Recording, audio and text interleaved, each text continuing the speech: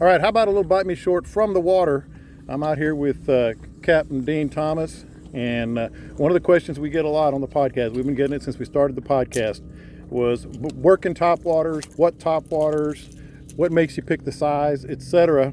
So let's get right to it. My man Dean, there he is, there's my man Dean. All right, let's go with the age-old question. You get a lot of people on your boat, like, haven't really thrown top waters too much, or maybe not at all. What do you tell them about working these things? The beauty of the top water is there's no wrong way to do it. If it's jumping, clicking, splashing, it's doing its job. And they hit on a variety of retrieves. I mean, you can work it slow, you can move it fast, you can just do a steady retrieve where you just rip it across the surface. We get a lot of hits, we catch a lot of fish where you've been throwing and you're working it and you're walking it very specifically, and then you give up on your cast and you just start ripping it in.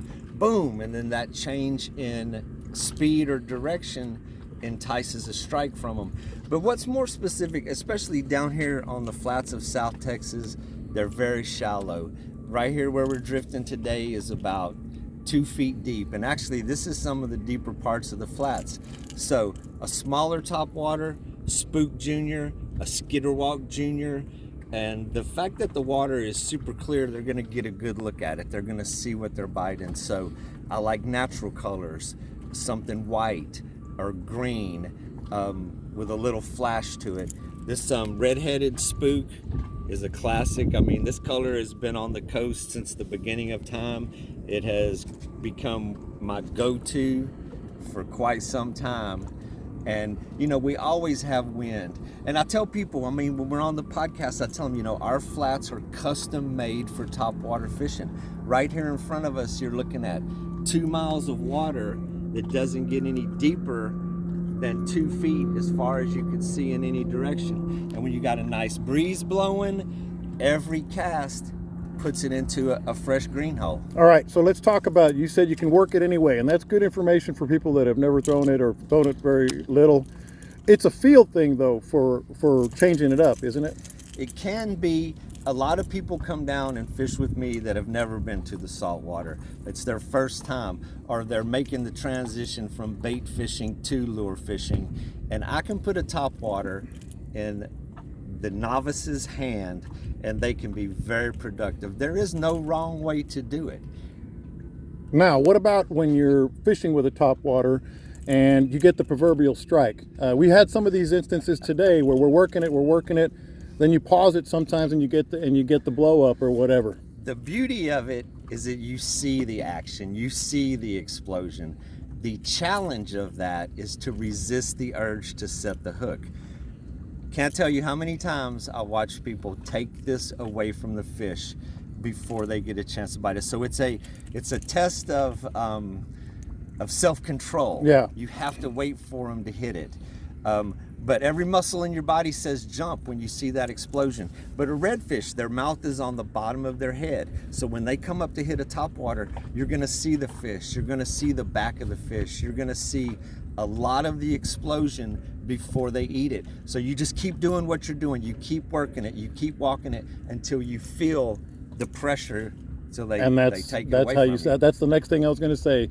People also talk about the hook set. And you don't have to set the hook. If you set the hook violently on these fish, especially a redfish, an upper slot red, you're going to snap your line or you're going to pull the hooks. Something is going to go wrong. It is a balance. It's a timing thing. When you're working it, the fish comes up and they're blowing up, they're hitting it, and then you feel the fish. You just raise that tip up and apply pressure to them. You don't have to set a massive hook set on them. I mean, it can be detrimental to the results. All right. I said last thing, but I lied. This is the last thing because I just thought of this. You and I subscribe to the theory of changing the hooks out. These come with treble hooks. And we both do the same thing. A lot of fishermen do. And the reason is there's a lot of grass out here. There's and I think it actually gets just as many hook sets with when you change out the hook. So explain that a little bit and the size of the hooks.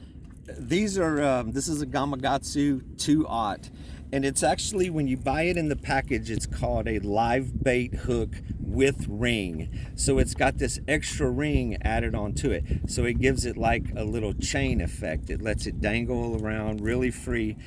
And there's two reasons to do that. We have floating grass that can be really crazy. The floating grass around here the last couple of weeks has been horrible. All summer the grass gets cut up by boats and propellers, and then it piles against the shoreline where the wind has blown it to. You get the wind changes direction, it blows from the north, it dislodges all that grass. And for a week or so it can be absolutely challenging. So it does avoid a lot of the grass, but we release a lot of fish also. And trebles are really hard. I mean, you hook fish in the eyes, you hook them in the abdomen, you hook them all over. And the trebles, they hook people. They're just, you know, they're tough to fish with. Hey, we got a fish on the front right there while we're talking. How about that? On the top water. On the top action. water. How about that? All right, guys. That's Captain Dean Thomas. I'm John Lopez. Don't forget to subscribe to this YouTube channel. Don't forget to subscribe to the Bite Me podcast. And we'll see you next time with the Bite Me Shorts.